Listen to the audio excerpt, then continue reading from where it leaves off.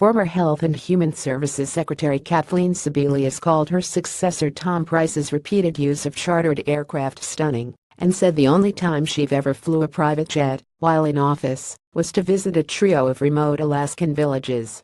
During her tenure, Sebelius told a roundtable of Bloomberg reporters and editors, health department officials were required to fly economy class for all travel less than 12 consecutive hours.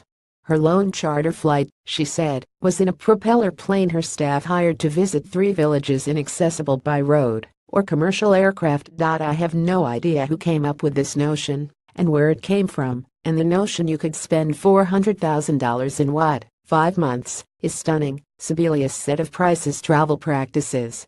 Donald Trump's health secretary is under scrutiny for traveling at least 24 times this year by private charter plane, costing taxpayers more than $400,000, according to documents obtained by Politico. In an interview Sunday with Fox News, Price said he was suspending his use of private jets and acknowledged the optics in some of this don't look good. The department's inspector general is investigating the matter, and Price said his agency would cooperate fully with the review.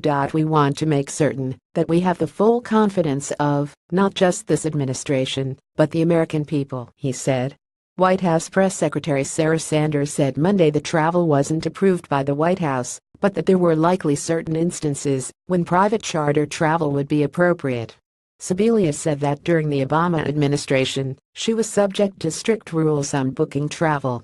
The rules that I thought were the rules that we operated under were commercial travel economy, unless you were on a plane trip that was more than 12 consecutive hours, which meant that typically you were going to Asia or Africa, and then you could book a business class ticket, she said. But that was it for a business class ticket. There was never a charter anything. Sebelius also said she was struck that Price hadn't reached out to her since becoming secretary. The two haven't spoken since he yelled at me in hearings, she said.